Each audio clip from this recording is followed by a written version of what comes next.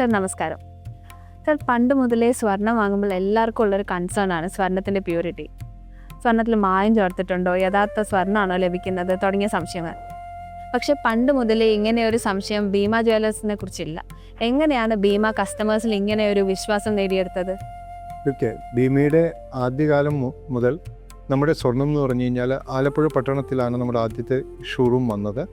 കേരളത്തിൽ ആദ്യമായിട്ട് readymade ആഭരണങ്ങളുടെ showroom ആയി ഭീമയാണ് സ്റ്റാർട്ട് ചെയ്തത്. ആ സന്ദർഭങ്ങളിൽ ആലപ്പുഴ എന്ന് പറഞ്ഞ് കേരളത്തിലെ ഏറ്റവും വലിയ തുറമുഖ പട്ടണമായിരുന്നു. അപ്പോൾ ആ തുറമുഖത്തിലേക്ക് ജോലി ചെയ്യുന്നവർക്ക് കൂലിയായിട്ട് കൊടുക്കുന്നത് സ്വർണ്ണ നാണയങ്ങളായിരുന്നു.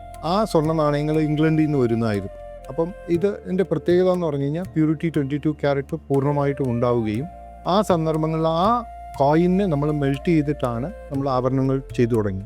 അപ്പോൾ ഭീമ ആ കാലം മുതൽ തന്നെ പ്യൂരിറ്റിക്ക് വളരെയധികം ഇമ്പോർട്ടൻ്റ് കൊടുക്കുകയും യാതൊരു സംശയവും കസ്റ്റമർക്ക് ഉണ്ടാവാത്തതും ഇപ്പോൾ ബ്യൂറോ ഓഫ് ഇന്ത്യൻ സ്റ്റാൻഡേർഡ്സിൻ്റെ 916 HUID എന്ന് പറയുന്ന ആഭരണങ്ങൾക്ക് മാർക്കിംഗ് വരുമ്പോൾ പോലും നമ്മൾ ആ പ്യൂരിറ്റി കീപ്പ് ചെയ്യാൻ പറ്റുന്നതും ആ ഒറ്റ കാരണം കൊണ്ടാണ്. സർ, ഇപ്പോൾ ഒരുപാട് പേര് ഗോൾഡിൽ ഇൻവെസ്റ്റ് ചെയ്യുന്നുണ്ട്.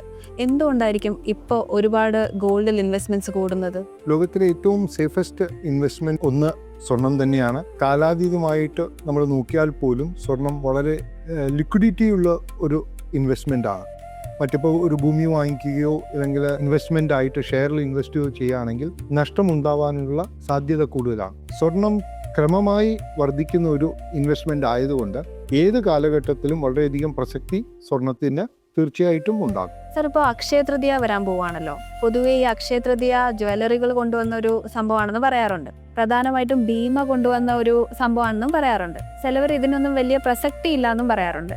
സാറിന് ഇതിനെക്കുറിച്ച് എന്താണ് പറയാനുള്ളത്? തീർച്ചയായിട്ടും അക്ഷയ തൃതീയ ഭാരതത്തിൻ്റെ സംസ്കാരത്തിൻ്റെ ഒരു ഭാഗമാണ്. അക്ഷയ തൃതീയ നമ്മൾ ആ ദിവസം വാങ്ങിക്കുമ്പോൾ അത് അക്ഷയമായി തീരും എന്നുള്ളൊരു സങ്കല്പമാണുള്ളത്. ഇനി ആരെങ്കിലും ഇതിനെ എതിർപ്പുള്ളവർ പറയുകയാണെങ്കിൽ പോലും നമ്മൾ നോക്കുകയാണെങ്കിൽ ഇതൊരു സിസ്റ്റമാറ്റിക് ഇൻവെസ്റ്റ്മെൻ്റ് ആണ്. നമ്മൾ കഴിഞ്ഞ വർഷം അക്ഷയ തൃതീയയ്ക്ക് സ്വർണം 7,000 രൂപയോ 8,000 രൂപയ്ക്കോ മേടിക്കുന്നു. ഇപ്പോൾ വളരെയധികം ഉയർന്ന വില 13,000 മുതൽ 15,000 രൂപ വരെ പല ദിവസങ്ങളിൽ മാറ്റമുണ്ട്. എന്നാൽ പോലും ഈ 7,000 എന്നുള്ളത് ഈ വർഷം ഇൻവെസ്റ്റ് ചെയ്യുമ്പോൾ അത് 15,000 രൂപയാവുന്നു. അപ്പം എന്തായാലും അക്ഷയ തൃതീയ ഇനി അങ്ങനെ എതിർപ്പുള്ള ആർക്കും സിസ്റ്റമാറ്റിക് ആയിട്ടുള്ള ഒരു ഇൻവെസ്റ്റ്മെൻ്റ് എന്നുള്ളൊരു രീതി സങ്കല്പിച്ചാൽ പോലും നമുക്ക് ഏറ്റവും നല്ലതാണ്. പിന്നെ നമ്മുടെ കൈകളിലുള്ള ഇൻവെസ്റ്റ്മെൻറ്റ് നമുക്ക് നോക്കിയാൽ മതി. ചിലപ്പോൾ മാതാപിതാക്കൾ വാങ്ങിച്ചത് 2,000 3,000 രൂപയായിരിക്കും ഒരു ഗ്രാമിന്. ഇന്ന് അടുത്ത അക്ഷയ തൃതീയ വാങ്ങിക്കുമ്പോൾ അത് 5,000 ആയി. അതിനടുത്ത അക്ഷയ തൃതീയ 7,000 ആയി. അപ്പം നമ്മൾ ടോട്ടലായിട്ട് ഇൻവെസ്റ്റ്മെൻറ്റിനെ ഡിവൈഡ് ചെയ്ത് നോക്കുമ്പോൾ എന്തു വന്നാലും കസ്റ്റമർക്ക് ഇതൊരു ലാഭമാണ്. അങ്ങനെയൊരു സിസ്റ്റമാറ്റിക് ഇൻവെസ്റ്റ്മെൻ്റ് എന്ന് വേണമെങ്കിലും ആളുകൾക്ക് കരുതാം. അക്ഷയ തൃതീയ ഭീമ പ്രൊമോട്ട് ചെയ്യാൻ ഒരു കാരണം അത് നമ്മുടെ ഭാരത സംസ്കാരവുമായിട്ട് ബന്ധപ്പെട്ടാണ്. പിന്നെ ഞങ്ങളും അതിൻ്റെ കച്ചവട സാധ്യത മനസ്സിലാക്കുകയും സിസ്റ്റമാറ്റിക് ഇൻവെസ്റ്റ്മെൻ്റ് എന്നുള്ള രീതിയിൽ നമുക്ക് നല്ലവണ്ണം ഉപയോഗിക്കാൻ പറ്റും. അത് കസ്റ്റമർക്ക് പ്രയോജനം ഉണ്ടാവും കൂടെ നമ്മൾ മനസ്സിലാക്കുകയും അതിന് വളരെ മുമ്പ് തന്നെ ഞങ്ങൾ അതിന് പ്രൊമോഷൻസ് കൊടുത്തു തുടങ്ങുകയും ചെയ്തു എന്നുള്ളതും ഞങ്ങളുടെ ക്രെഡിറ്റിൽ വരുന്നതാണ്. സർ, ഭീമയുടെ തുടക്കകാലങ്ങളിൽ ഭീമയുടെ ഏറ്റവും വലിയ പ്ലസ് പോയിന്റ് എന്ന് പറയുന്നത് അതിൻ്റെ വിശ്വാസ്യതയും പ്യൂരിറ്റിയും ആയിരുന്നു. ഇപ്പം നമ്മുടെ ഈ പുതിയ കാലത്ത് നമുക്ക് യങ്സ്റ്റേഴ്സിന് എന്താണ് ഭീമയിൽ നിന്ന് എക്സ്പെക്ട് ചെയ്യാൻ പറ്റുന്നത്? തീർച്ചയായും ഭീമയുടെ 916 പ്യൂരിറ്റിയും നമ്മുടെ കളക്ഷനുമായിരുന്നു ഞങ്ങളുടെ ആദ്യ കാലഘട്ടങ്ങളിലെ ഏറ്റവും വലിയ ശക്തി.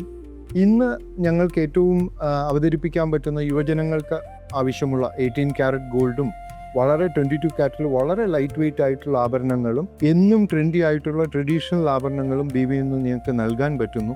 ഇത് തന്നെയാണ് ഞങ്ങൾ ഈ മാർക്കറ്റിൽ സ്വർണത്തിൻ്റെ മാർക്കറ്റിൽ നമ്പർ 1 ആയിട്ട് നിലനിർത്തുന്നു എന്നാണ് ഞാൻ വിശ്വസിക്കുന്നത്.